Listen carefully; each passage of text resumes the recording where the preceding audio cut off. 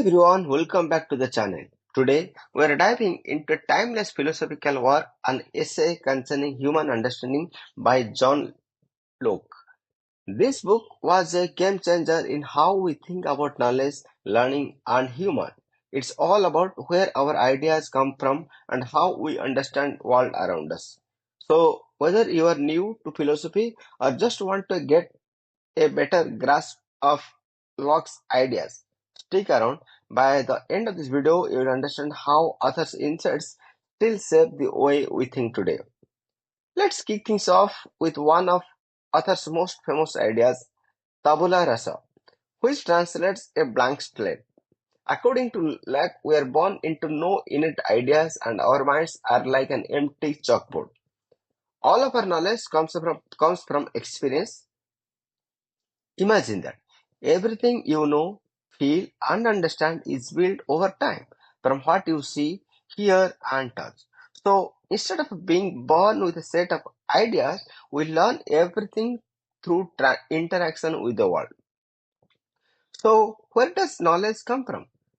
Author identifies two sources of knowledge, that is sensation and reflection. First, sensation. Sensation is when we receive information through our senses, things like seeing a tree or hearing a song. Then reflection is the mind's ability to look inward and think about what we have experienced. To put it in simple, we get knowledge through our senses and then we process and reflect on that information to build our understanding. Now, author talks about two types of ideas, simple and complex. Simple ideas are the basic building blocks of all knowledge. They are things like colors, shapes, and sounds. Stuff we can immediately sense. For example, when you see the color red or hear a loud noise, those are simple ideas. On the other hand, a complex ideas are combination of simple ideas. Think about the concept of a car. It is made up of simple ideas like wheels, metal, and speed, all combined into one idea. Author dives deeper into nature of our ideas. He argues that we can only understand the world through the ideas of our mind. But some ideas represent things in the world, while others are just mental constructs. For example, an apple in front of you is a real object, and your idea of the apple is how your mind represents it.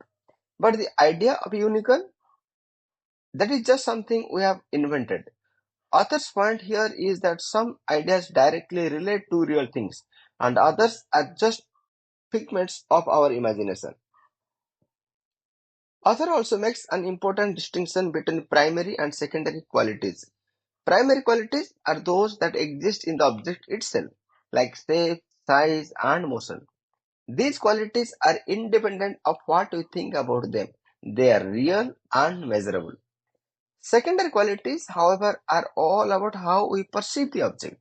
These include things like color, taste, and smell. They only exist in our perception of the object, not in the object itself. Author doesn't just talk about how we come to know things, he also addresses the limits of human understanding. He acknowledges that our minds are limited by our experiences and our senses. For example, we can truly understand things we have never experienced or seen. Author's point here is that knowledge has its boundaries, and there are limits to what we can know based on our human nature. One of the most fascinating parts of author's work is his theory of personal identity. Author argues that personal identity is not tied to the body or soul, but to consciousness. In other words, you are the same person as long as you can remember your past actions and experiences. Think about it. If you forget everything about your life, are you still the same person? According to author, it is your ability to remember that keeps your identity intact. And that's a quick overview of an essay concerning of human understanding by John Locke. This book is packed with insights into how we acquire knowledge, how we think, and even what makes us who we are. Author's work is foundation foundational in philosophy and continues to influence modern thinking in areas like psychology, politics, and education. So, which ideas from authors resonated with the most? Drop your thoughts in the comments below. I love to hear your take.